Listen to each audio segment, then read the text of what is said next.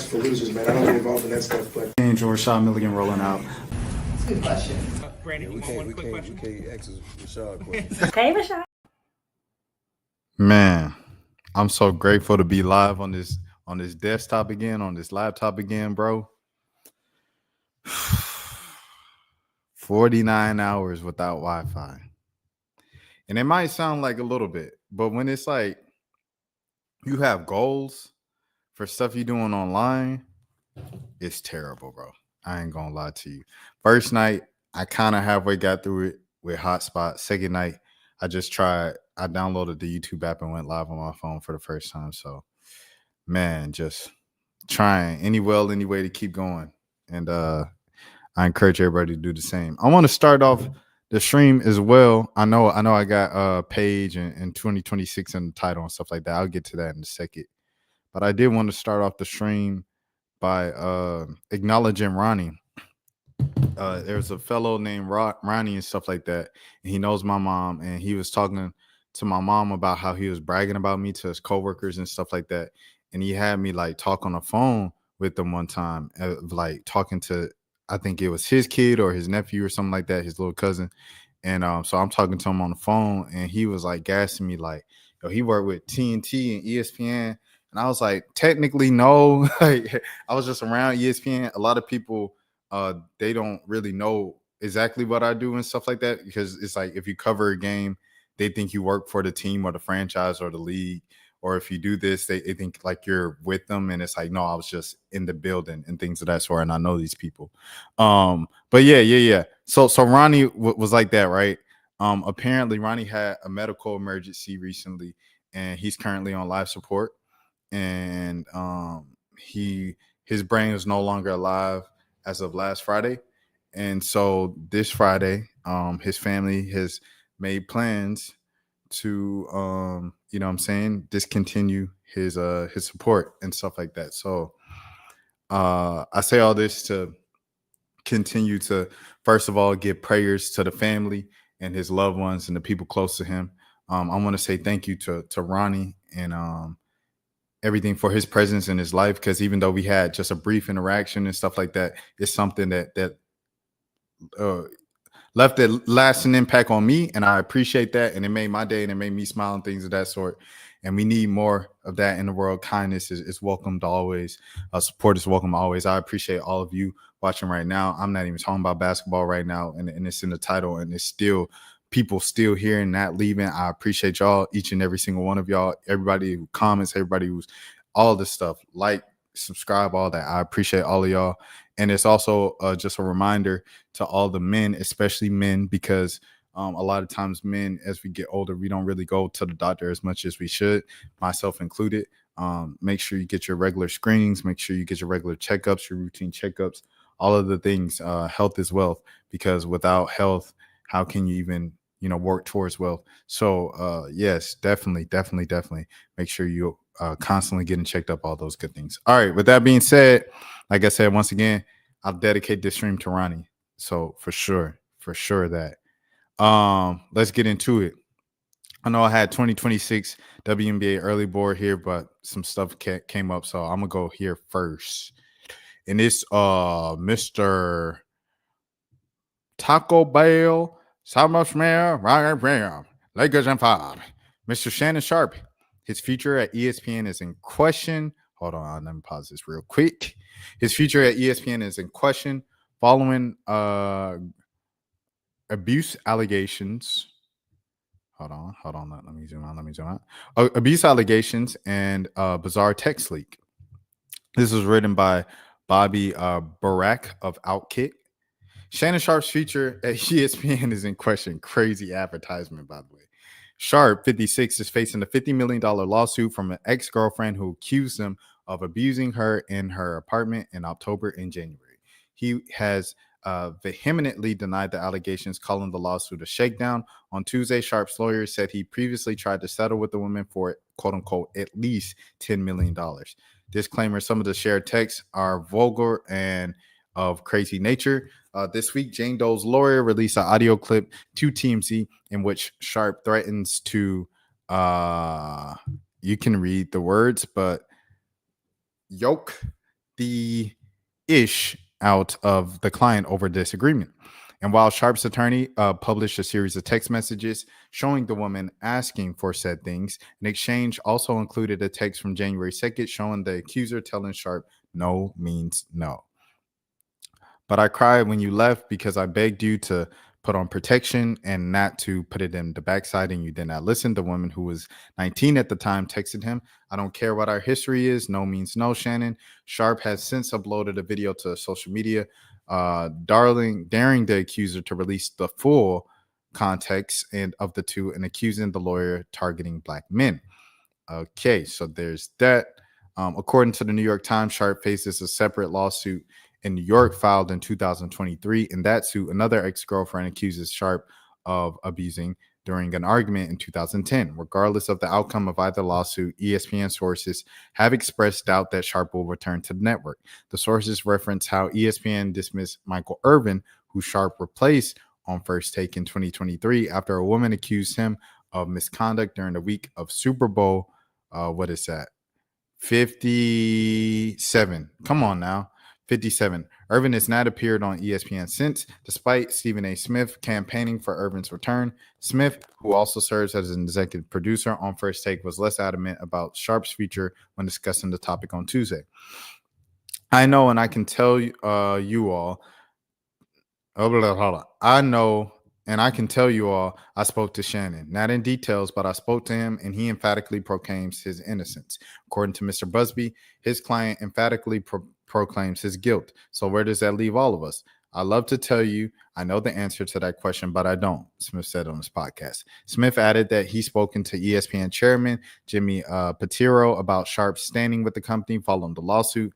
Pitero made it very, very clear that we are taking this matter very seriously and we are looking at this very, very closely.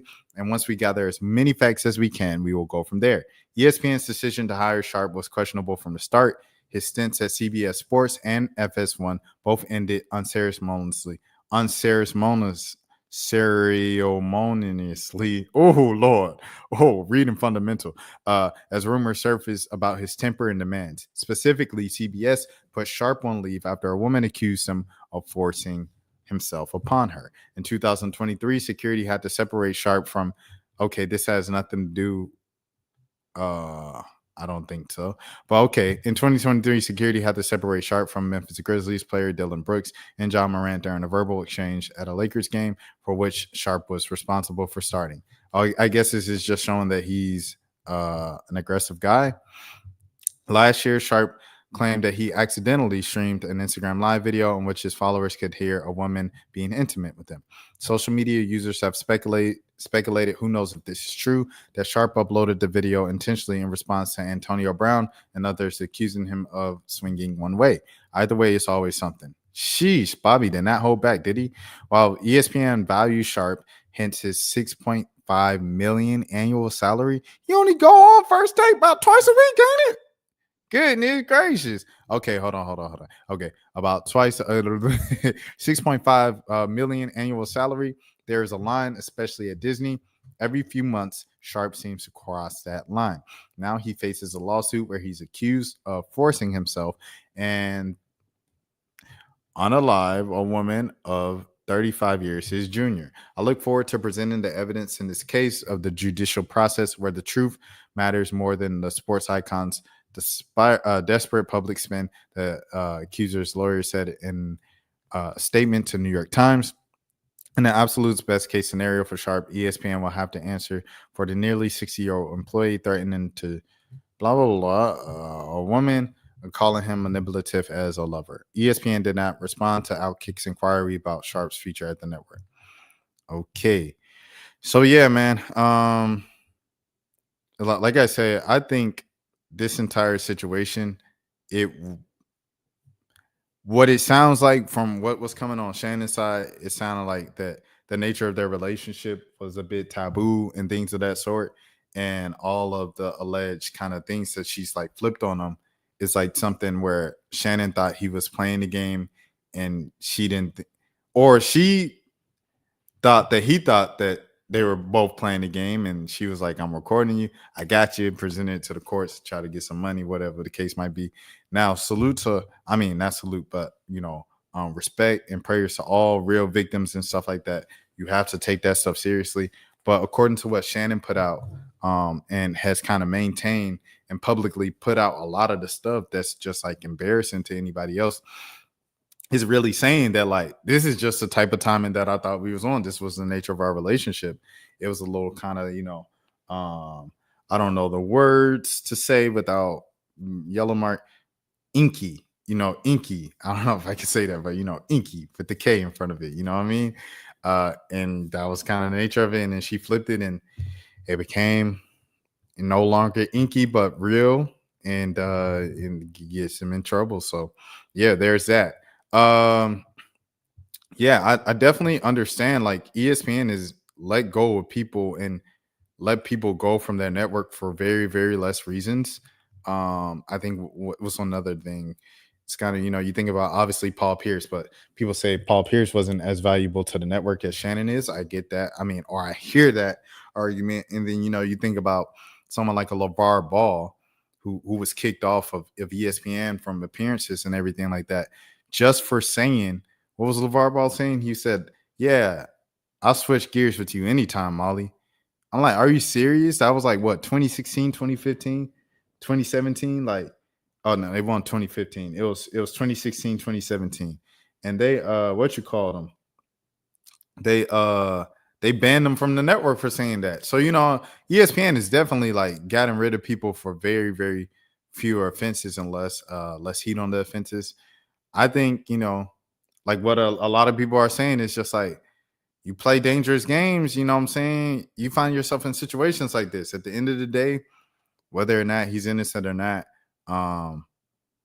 you place yourself in a position as a 50-plus-year-old man with a teenager at the time, and what I'm saying? There's a lot of kind of just differences there culturally, age-wise, demographic, the whole nine. You played a very dangerous game, bro. I think a part of the whole taboo part of said, man, this is crazy. This is real graphic, but of race, the whole race thing, the whole taboo part of it is, it's like the danger of it because like the historical context behind it of all the ways that those kind of situations went wrong. So it's like you willingly participated in that. We kind of like the thrill of it is like the risk of like, oh, we're not supposed to be doing this. You ain't supposed to be saying that. And now you get caught up for why it's risky and why you aren't supposed to be saying that. Both of y'all to each other. Now, hey, you made your bed, you got to lay in it. No pun intended. So, if this is it for Shannon at ESPN, Shannon, that 6.5 is 6.5, but at the same time, Joker still got a lot, bro.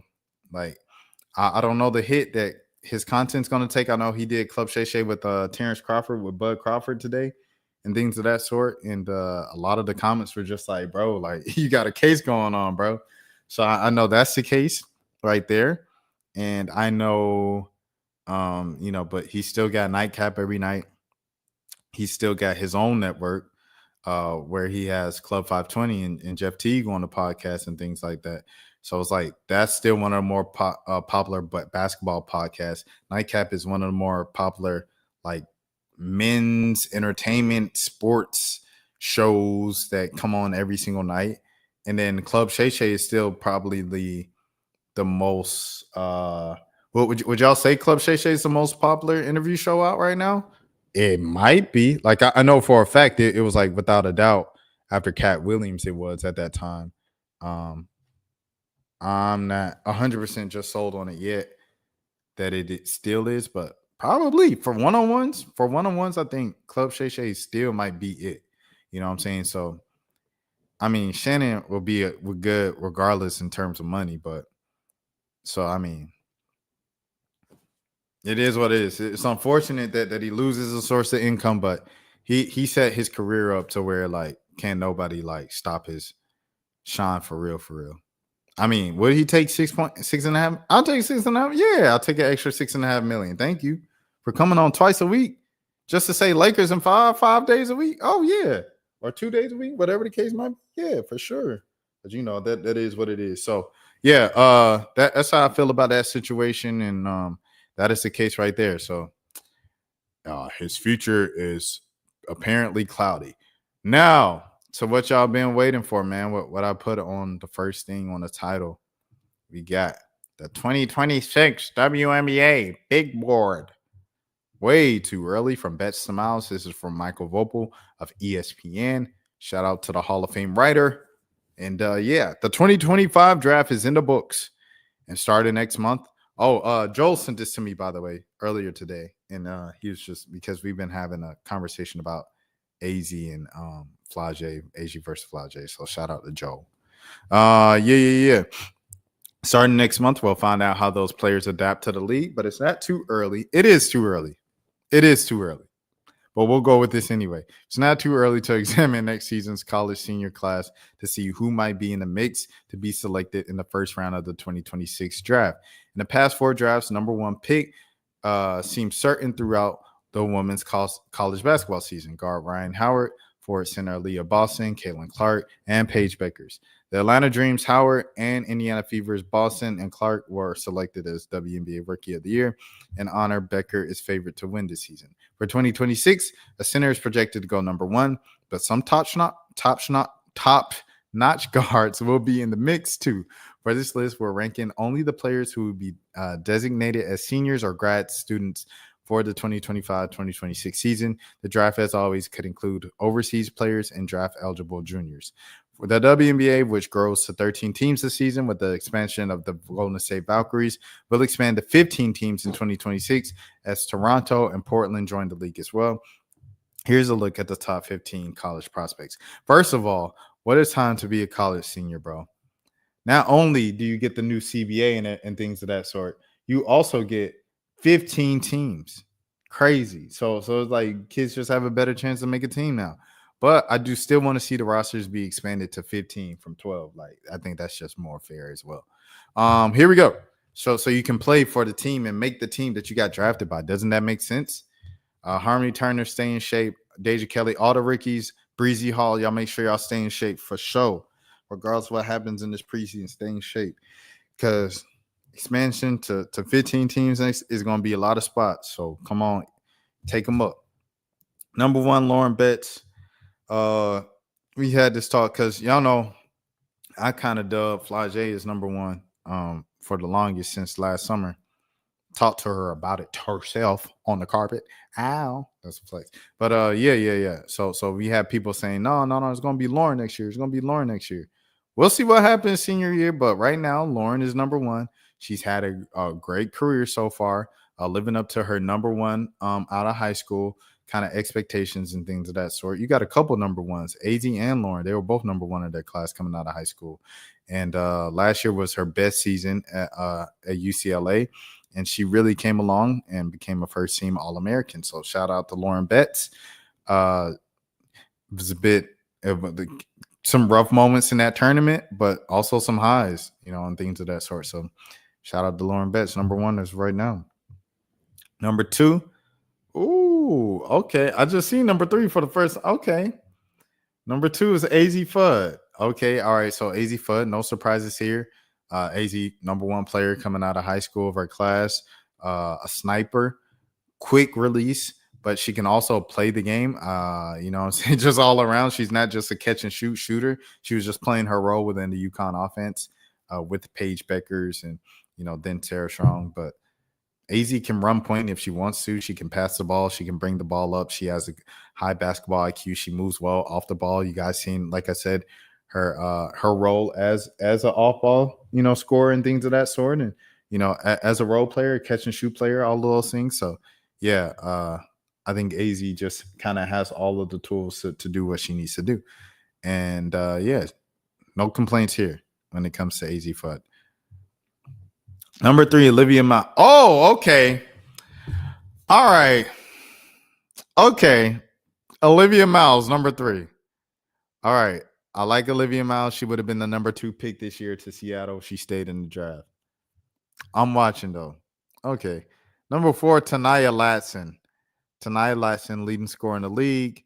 In the country, in the nation. Again, She's just had a sensational career down with Florida State, and now she gets that national spotlight or national spot. She already had the national spotlight at a big school like Florida State, but now she gets like the mainstream spotlight with one of the premier teams that everybody watches, South Carolina. And we'll see what she does next season in Columbia, reunited with our high school backcourt mate, Raven Johnson, Hollywood Crockpot Johnson.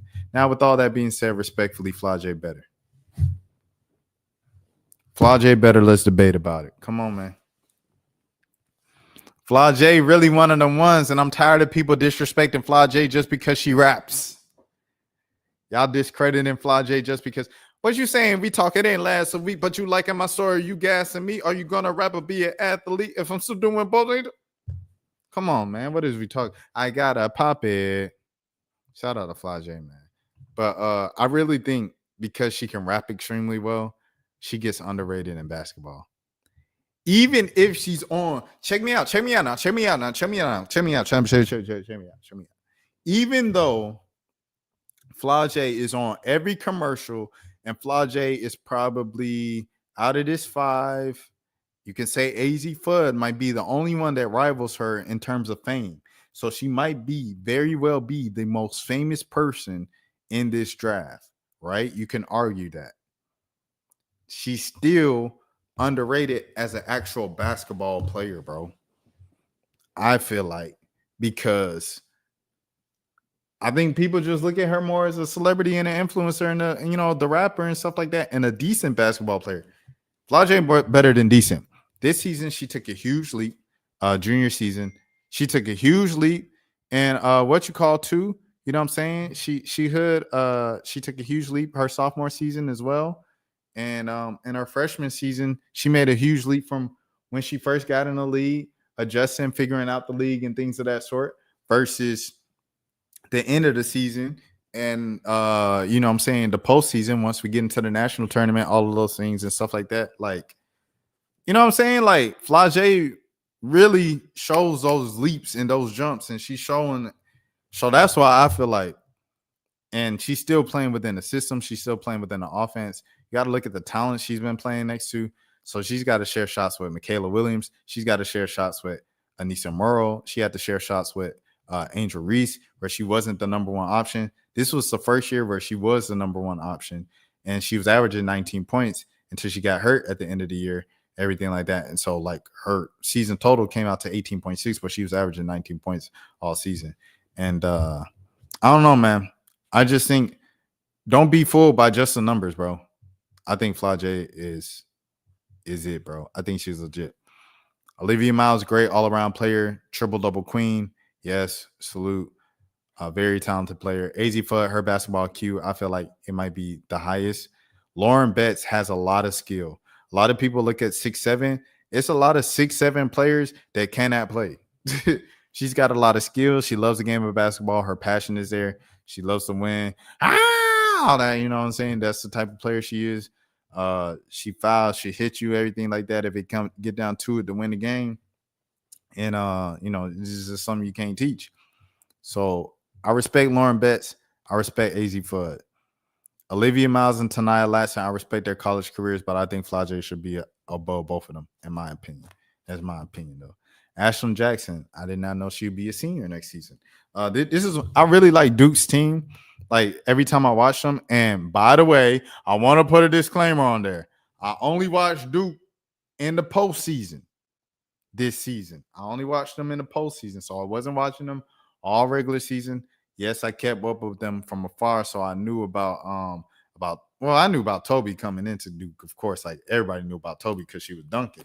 But like, I knew about Duke being in the running and being one of the better teams in the country, and the system and well-oiled machine that Carol Lawson's running and stuff like that. But watching them in the postseason, Ashlyn Jackson is a very, very good player, bro. Very, very good player. I'm a fan of her game. And yeah, I mean, I think 6 is cool. She's one of them, like, you know what I'm saying, wing players. Like, everybody can use a wing player that can, give you solid defense, can play any type of role, can fit anywhere. It's kind of like old girl that went number 3 from Notre Dame, Sonia Citron. My dog. Y'all know Sonia Citron. I've been a fan of hers since high school. When they was on Team USA, I was reacting to them back then. I was like, I really like her. She a dog, this and that. They're like, yeah, Sonia Citron, she's really good. She played a role at Notre Dame. So me looking at that, I was like, she number 3 pick. Like she was the number 3 option on her own team. But Sonia, like, I mean, people just like people who know their roles and can play roles well and can show it. And I think all of these players so far have shown that. Flage, she was a role player. She was a role player freshman year. She was the number 2 option, you know what I'm saying, offensively speaking, her sophomore season. And then she became the number 1 option this season. Every single task she's had, she's done it. Tanaya Latson at Florida State, she had to be the scorer. So what did she do? She became the nation's leading scorer. Multiple times, everything like that. Hit the big shot, double pump at the buzzer, along the baseline at UNC Chapel Hill. You know what I'm saying? Okay, number 3, Olivia Miles. Olivia Miles, you need me to do it all? I'm the triple-double queen freshman season. Sophomore season, I get hurt. Hannah Hidalgo becomes the triple-double queen. I come back my junior season. Okay, we got Hannah Hidalgo. I'll play second fiddle. If Hannah's hotter, I'll play second fiddle to Hannah. And you know what I'm saying? Because I'm going to get mine regardless. If Hannah got a little trouble, she kick it out to me. She knows she can trust me when she give me the ball. AZ Fudd, like I said, catch and shoot player now. But she came out of high school as the number 1 player. A lot of kids and a lot of people was having a discussion. Is AZ Fudd better than Paige Bueckers coming out of high school? So Gatorade player of the year, everything like that. She can handle the ball, bring the ball up. She can run point if she wants to. She has that type of IQ, but she just also happens to be a very lethal and masterful player in her position of being a catch and shoot shooting guard. So, yeah, there's that. And then Lauren Betts, of course, rim protector, rebounder, scorer when they need scoring and stuff like that. She's done it all for UCLA, especially this past season. So, there you have it. All these players are really good at playing their role, and that's what Ashton Jackson is as well. Overall, I'm not even going to hold you. I think this 5 and 6 is a stronger 5 and 6 than this year's. In respect to this year's class and stuff like that. This is y'all moment. So this is Cody right here from Ohio State, now at Ole Miss with Coach Yo. She's just, one of those talented, consistent players. She's been that way in the Big Ten and things like that with Ohio State for the past couple of years. Just always been consistent, been always one of the better players in our conference. Fiery, you guys know the memes of, the barking in the lines and flipping off the Iowa. And, you guys seen all the memes and stuff like that with her. And in the post game, if they lose, how'd you feel about the game? Bad. What did you think you had to do better? What did you feel about this? I don't know. You know what I'm saying? So y'all know the attitude that that fire. I say, okay. Watch your words now. You got to watch your words when you speak about particularly black women now. You got to watch your words. So I say when she plays with the fire and the passion, you know what I'm saying, with the game and stuff like that, you know what comes with it. But yeah, at the same time, overall, the reason why people take it on is because she's a talented player. And she has a lot in our arsenal. And yeah, this, I ain't gonna hold you though. I'll probably put Sarah over her.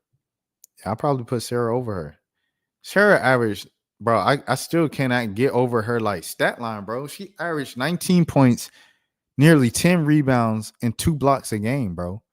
And this was like, I don't even think like her best season statistic. That's crazy. Sarah Williams is crazy, bro. I ain't gonna hold you. And she got that size too. She's 6'4". I'm about to say 6'7". But you know what I'm saying? Good size, everything like that. I think she's a very, very great prospect. Whoever gets her, whether it's UConn or LSU, they're in for a treat. LSU would be very interesting to see with Malaysia and Sarah in the fold and Kate Koval and the girl from Joyner, Amaya Joyner from Eastern Carolina. LSU got, you know what I'm saying? They really just threw a bunch of big names in and see, okay, what can we get out of this? It'll be interesting to see. Shout out to Jada Richards as well, staying with the team. Michaela always going to get hers. Flage always going to get hers. You coming into their territory.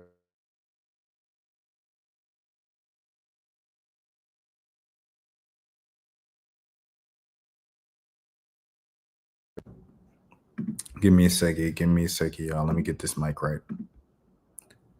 I'm the MVP like I'm Curry or LeBron. James Harden, I'm traveling for fun. 2 dunk souls, but I never did a dunk. Gianna, I've heard of her. I've heard of her before. So she's still in the portal. She was at Utah last season. I've heard of her before. That's literally it. I've just heard of her before, but so I'm not even gonna give you a whole rundown. I'm not gonna give rundowns on people I ain't watched, follow, everything like that. Nah, I ain't doing that. Because you will get exposed by the guy. Yeah, you don't know what you're talking about. I don't right here. But I have heard, I've seen the name and stuff like that. I do know who she is. Chloe Kitts. Shout out to Chloe Kitts, bro. Just a good stretch, bro. So many times it seems like where South Carolina had nothing going, they just give it to Chloe. She was just so dependable every single time, bro. I'm not gonna hold you. She was an early enrollee, started early, like a spring semester one of those years, like coming out of high school and just started playing that season. But yeah, shout out to Chloe Kitts for sure. I rock with Chloe Kitts. Yarden, I know of Yarden. But that's about it. Reagan Beers has been one of the better players in college basketball for like her entire career. So I respect Reagan Beers 100%. Nothing but respect for Reagan Beers. And I think she could be a couple spots her. Oh, you know what I mean? But hey, no, we'll see. Kiki Rice. This is kind of a bit of a fall for Kiki coming out of high school. You know, she was kind of like top 5, top 2, rated number 1 in a lot of places and stuff like that. So, yeah, I think she was McDonald's MVP and things of that sort. So, yeah, it's kind of upsetting how her career is going, but I think she'll still take it. She ain't a bust. She ain't a bust, so that's all that matters. Rory Harmon, shout out to Rory Harmon. I hope she can make a roster next season. I have no doubt that she'll get drafted. I just hope she can make a roster because you know how they kind of do our short queens and things of that sort. Shout out Rory Harmon, by the way, friend of the channel. If you know, you know. And then Medea Okot, that's the newest transfer in for South Carolina. I believe she came from Ole Miss, the center, things of that sort. Oh, she played Mississippi State. This is the second straight day I've said, didn't she come from Ole Miss? She came from Mississippi State. Don't get me in the sip. But yeah. Yeah. You see here, very decent numbers, average nearly a double-double. So yeah, SEC girly going to a larger SEC stage. We'll see what happens. Medina, Yarden, and Gianna are the 3 players that I'm least familiar with. So that's just the transparency. And yes, but I will do my homework and my Googles and all of the things between now and this point next year and things of that sort. So yeah. There's that. What's next? We had a little bit of a spectacle at Paige's at Paige's introduction, man. Paige's introduction. Howard Mendel. Go over to Howard Mendel.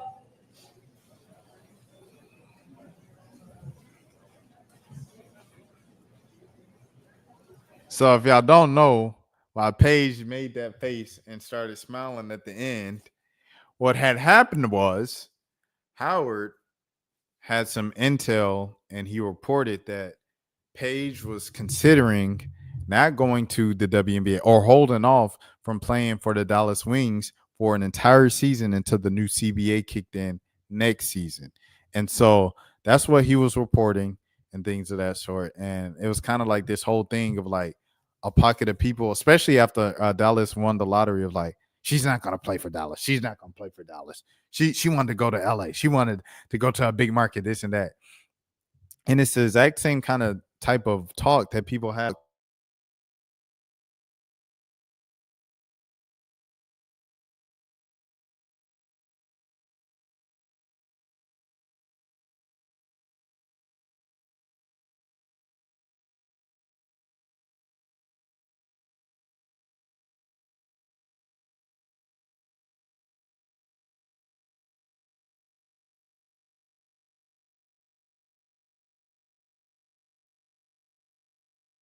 Yo. Okay, we back. But yeah. It's the same talk that people had around Caitlin Clark and Angel Reese last season of why would you go back? Why'd you get the money if you go back? Where'd you get this if you don't go to the WNBA? They're not gonna go to the WNBA. They won't make as much money. And I don't know. I think all of them see the value in the league, and that's a beautiful thing that they all see the value of the league and they're supporting the league. They're going to get their bags eventually. You know what I'm saying? They won't get their bags out the in terms of just direct bags from the WNBA and their teams. They're not going to get the type of bags that the future kids are going to get, but they're still going to get bags and they still respect the league. And when you grow up, bro, like if you play your sport, if you play basketball and you're a guy, you want to go to the NBA. If you play football as a guy, you want to go to the NFL. If you play baseball as a kid, you want to go to the major leagues. If you play basketball as a girl, you want to go to the WNBA. It just is what it is. So it's like if that's your dream growing up, you're not going to hold off for the sake of, just business. You know what I'm saying? You want to show up.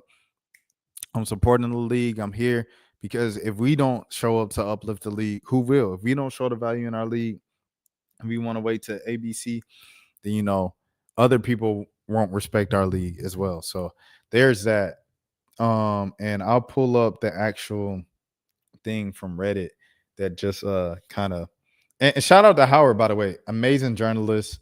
I've sourced him a couple times in reports. Namely, the first time I remember was I think it was like 2017 or 2018 with the Dallas Wings when Skylar Diggins Smith was just there. And he did a story about her with Complex, and in it, Skylar Diggins Smith was talking about the media landscape. She was like, mostly white men are covering our league.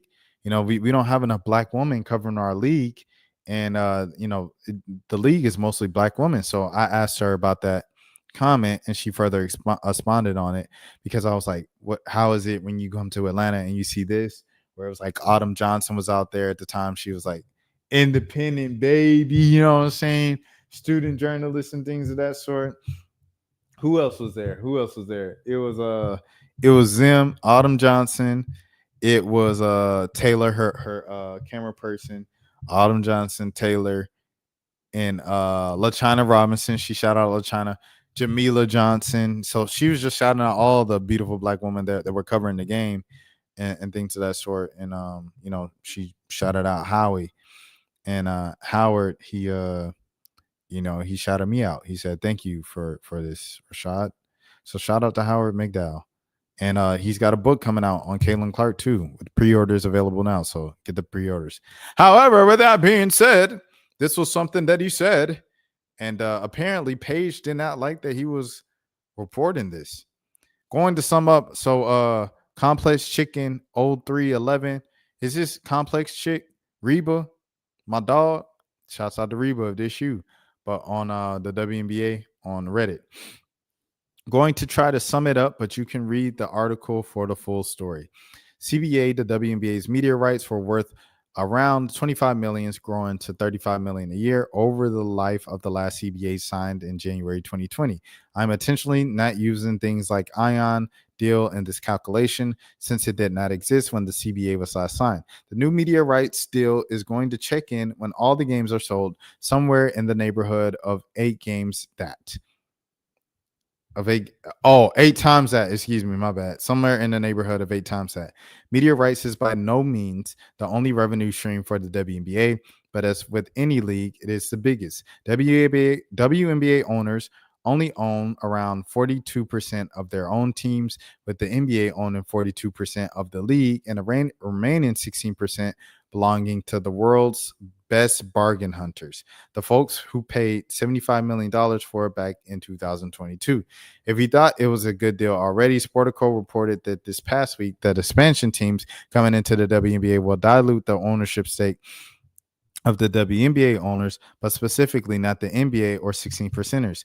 Will the NBA take the greater cost? Will the independent investors? There's a case that the WNBA effectively needs to make within its own structure beyond simply getting WNBA owners on board. At a moment, their stake in the league's success is getting reduced. Paige Bueckers, He is aware that she's reiterated that she won't be taking a 6-year, but she still thinks that she might not be. He still thinks that she might not be a Dallas Wing.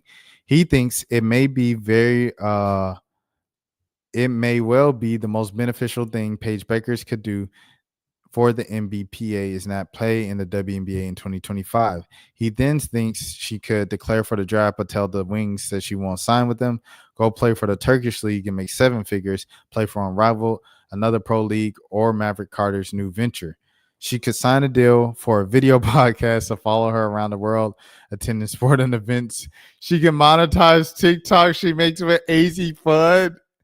The world belongs to Paige Bueckers. Most importantly, he also states multiple WNBA teams tell the 9 there is no indication in which way she's even leaning at this time. That's crazy. Yo, that's crazy work, Howie. I ain't gonna lie to you, gang. That's why that's the backstory behind this. Go over. And he asked her another question, and she just passed the microphone to the general manager. So there is that.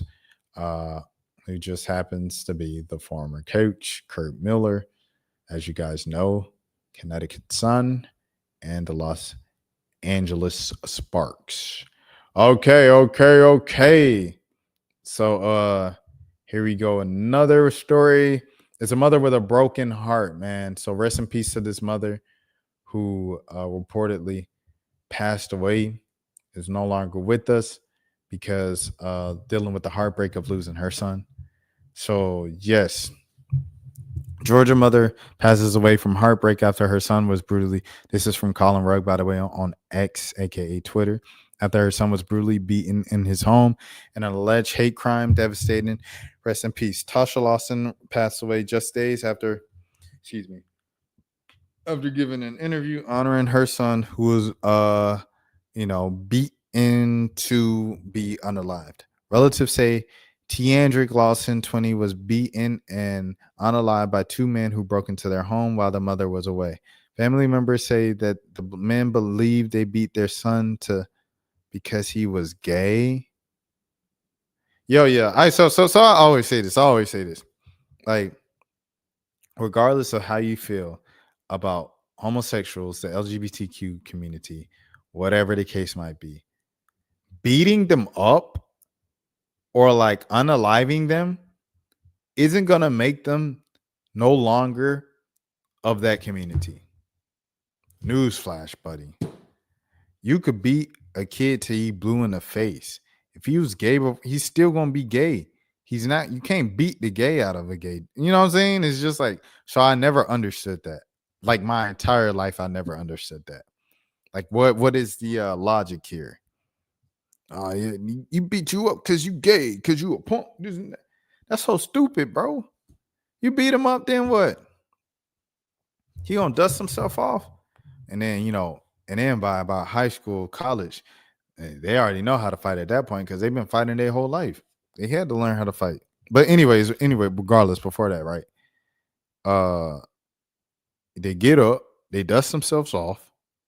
Okay, they tape up the bandage, bruises, and then they're gonna go back to being gay. Like what is even the thing, bro? Like, what is even the point? You know what I'm saying? So for sure, rest in peace to Tiandrick Lawson, and shame on the men who broke into the house and beat him, allegedly. You know what I'm saying? Investigators have not confirmed or denied the claims. Just 11 days after Tiandrick Lawson's passing, his mother Tasha passed away from heart complications, with the family saying she passed away with a broken heart. To take a mother's child from her, it's crazy, bro. Over because he gay is insane. The boy is still gonna be gay if he was gay, bro. I mean, anyway. So let's watch this. But I know they say he's very brutalized and stuff. He's real bad. He thought he was safe, and he was not safe. And then for it to be people that's literally right across the road or down the block, like, I can't. Family believes 2 men are behind their brother's killing. He just wanted to be him. He couldn't even be him. And everybody accepted him, but the men who couldn't accept themselves. A light no longer shining in Hazelhurst. He was very, very bright. Got along real well. He loved to dance. I can't wake him up and say, come go to the store with me. I can't do none of that. He just didn't deserve what they done to him. He didn't deserve that. And the ones that did it, I got along with y'all. Y'all came to my house. Y'all ate my food, y'all did all that, but then y'all couldn't do this to my boy. Like, all I would see is the image of him getting out my car, telling me he loved me. I'll never get that again, like ever. A lot of people loved him. Yeah, man.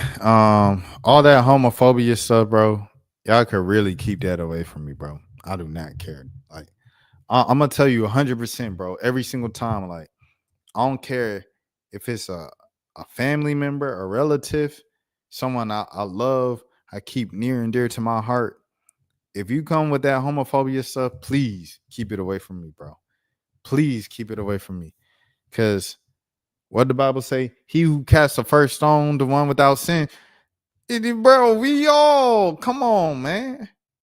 So what is your issue with somebody just existing? You mad because he living in his truth and you living in a lie. Ooh.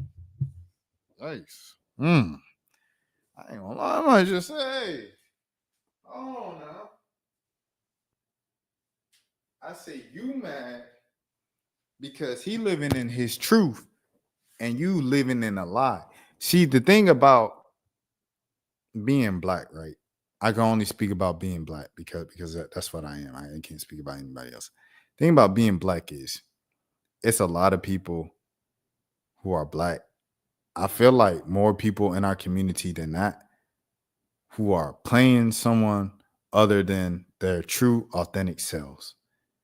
And they're doing it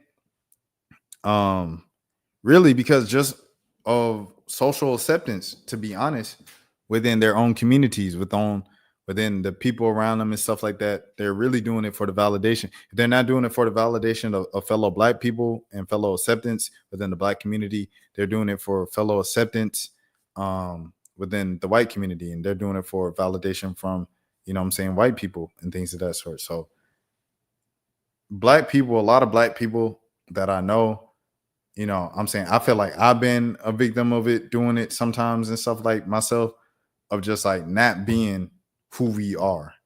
And so when you see someone who is out, someone who is flamboyant, someone who is so full of life, being his true self, whether or not I agree with, it's a lot of stuff that I do not rock with. I don't smoke, I don't drink. First of all, right? That's the majority of people my age. Not even my age, but my age group, my demographic. They smoke, drink. It just is what it is. I ain't gonna be like, nah, bro, I ain't talking to you.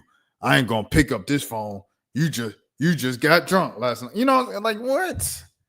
That's like, I'll be talking to myself if I cut out everybody like that. Nah, bro. He who casts the first stone is the one without sin. I can't do this just because the kid gay. I can't do this just because he doing this I can't do that, bro. What are you doing? You got to be comfortable enough within your own skin, bro, to be you.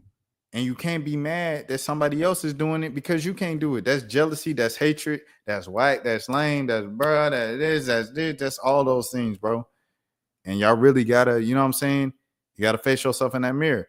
But hey, if the mama knew you and the other lady talking about, y'all came over to the house, it looked like a small town. I don't know, but it looks like a small town. They say Georgia, and it's WTOC. So it's probably a small town, right? In Georgia. You're gonna have to, everybody know you. So you're gonna get caught up, you're gonna get arrested, and you're gonna sit behind the wall for a very long time. You're gonna sit there for a very long time, and you really gonna have to think, dang, why can't I accept myself? Why am I not comfortable enough with myself to be myself? You know what I'm saying? Regardless of whatever being yourself looks like, whether it looks like being a nerd, whether it looks like being a video game connoisseur, whether it looks like being someone who's gay, whether it looks like whatever the case might be, you're going to have to face it. Okay, I wasn't being my true authentic self because I wanted to be cool with so-and-so. I want to be so-and-so. Bro, what? And now you mad at him because he can be himself unapologetically. To me, gay people, I feel like gay men, but let's be more specific. Black gay men are some of probably the most, I'm looking for the words here, but they probably some of the more like almost, I'll say courageous, yeah. And they're not courageous for being gay, this and that, but they're courageous for like being out and flamboyant in their true selves when they know they're in a community that's so against them. You know what I'm saying? And so like, yeah, that's all I had to say about that for real. It's like, if you got homophobia, anything like that, like keep that away from me. I'm not cool with that. I do not co-sign that. I don't care who you are. If you're a family member, if you my longtime friend, we went to school, we known each other since the set. I do not care. I'm not with that. I do not co-sign that. I don't stand for that. That's not Christ-like. If you want to cover up with Christian, look, I be in the small group in church in ministry just as much as anybody else. I promise you. You can tell by the way I talk. Hopefully you can tell. I'm working on myself. I'm a work in progress. I'm not with that. That's not Christ-like at all, bro. Because if we want to talk about being Christ-like, let's talk about the girl. We talking about, oh, yeah. I took her to the crib. Like, hold on now. Oh, yeah. You know, we just had a little 6-pack. Oh, hold on now. Yeah, you know, I had to roll me up something. Like I had to blow. No, come on. What are we talking about? Or we can even do it like this. My parlay hit. I'm getting too close for some folks now. My parlay hit. Ain't you? Wasn't you just in? You was telling me about. But you talking about parlay. Okay. All right. Noted. Duly noted. It's the same thing I was saying. Same type of vein, different beast, right? Sedona Prince, right?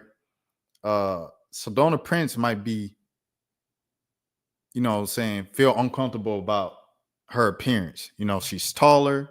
She might look, you know what I'm saying, not the conventional attraction, anything like that. So since she's with, you know, a lot of the partners and people that came out on her with claims on TikToks of their alleged kind of relationships and things of that sort, they are all conventionally, I feel like it's all subjective, conventionally attractive women. I think a part of Sedona Prince doing all the alleged stuff, things of that sort, none of this stuff has been confirmed. It's just based off of what the alleged victims have said allegedly on TikTok, things of that sort, social media. That might have been stemmed from just jealousy of, I don't like the way I look. I don't think I'm good enough to be with you because I don't think I look as good as you. So I'm gonna beat you. What? That don't even make sense. So you're gonna beat me. You're gonna beat me because you mad that you don't look as good as me and you don't think you deserve to be with. That don't even make sense. I'm gonna beat this person because I'm not good enough for them. So I gotta let them know and I gotta keep them boxed in and let them think that they're not good enough for me. What type of bull job is that? Shout out to that's from Coach Prime. Bull job. That's the only person I've ever used it. Well, what in the world is that, bro? Like, I'm gonna beat you because I think I'm too ugly to be dating you, huh? yeah. That's what I'm doing. I'm beating. That don't even make sense. That don't even make sense, bro. It's like, so it's like, once again, most of these situations stem from people not valuing themselves. You have to value yourself. You have to understand who you are. You have to embrace who you are, flaws and all.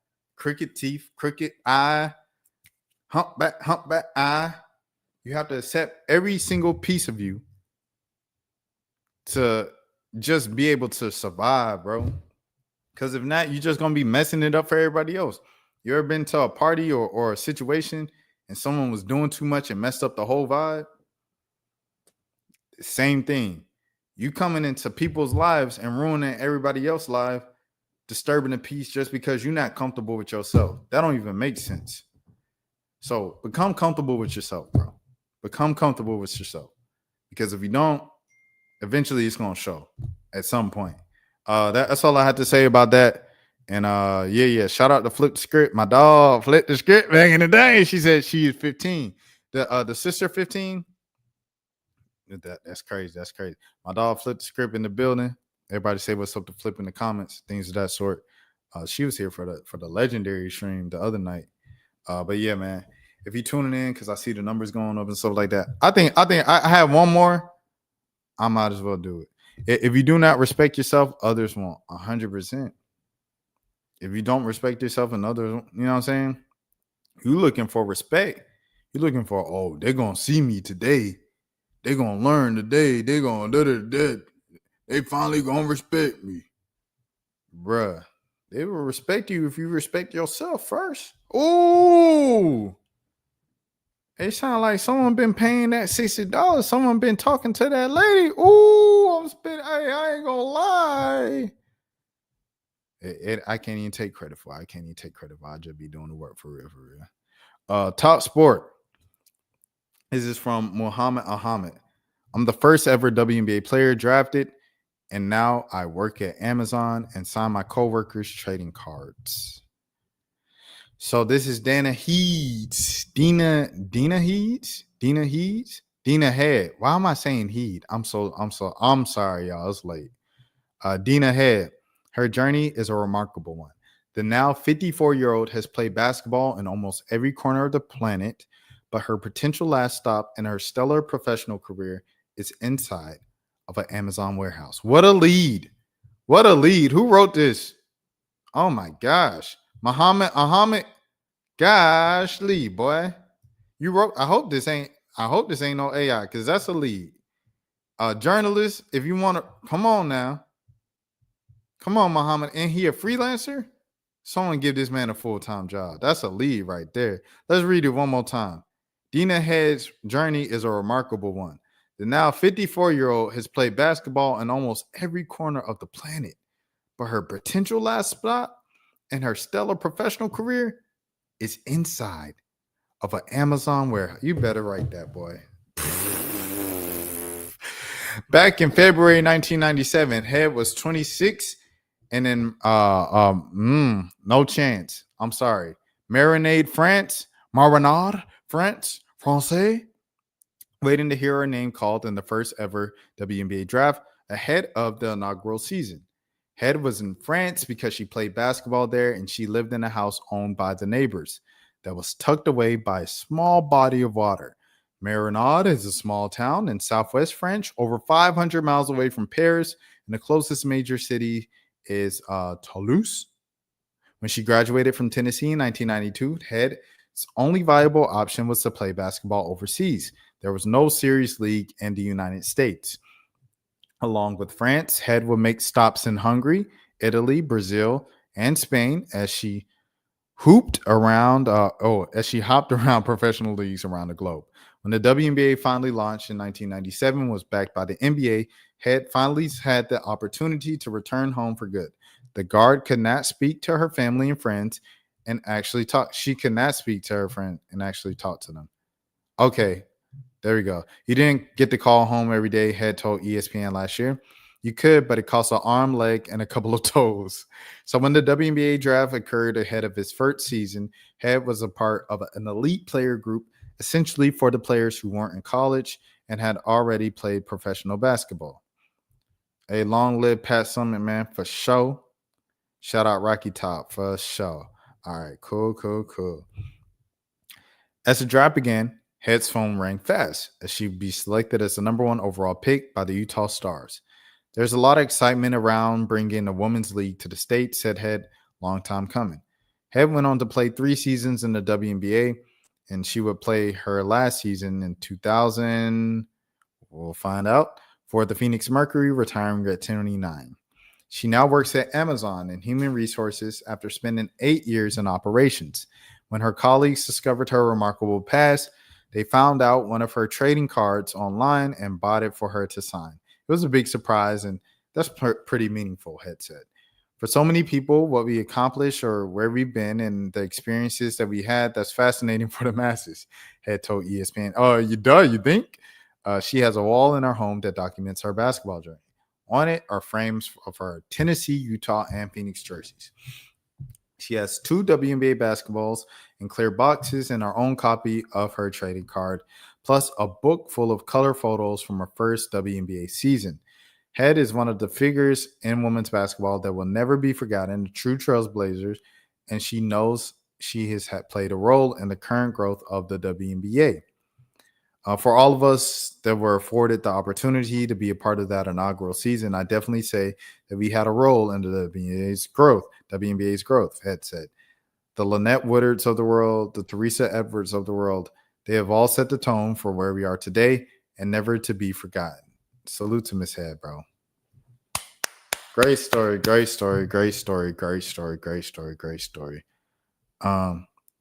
Flip the script said women's basketball should pay more for sure. It would have read better if it was hooped. 100%. Like it said, because I was like hooped or hop. Like hop makes more sense, but we talking about basketball, so I'm like, does that say hoop? Okay, but for sure. Salutes are true trailblazer. The money is coming for sure.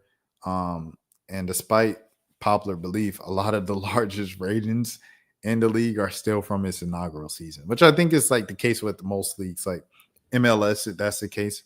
Like their most watched games are from their inaugural season, just because it's new. People want to know what it's about. They're interested, curious. It's human nature. But yeah, that's all I got for tonight. I'll be on stream early tomorrow, briefly for like an hour or so with Manny Supreme. It was supposed to happen earlier this week, but I didn't have internet for 49 hours. So now I have internet. Thank you all for rocking with me. You all, please take care of yourselves. Have a good morning. Have a good night. Have a good evening, afternoon. And if nobody else told you today, I care about you. Peace out. That's for losers, man. I don't get involved in that stuff, but Angel Rashad Milligan rolling out. Brandon, we can't ask Rashad questions. Hey, Rashad.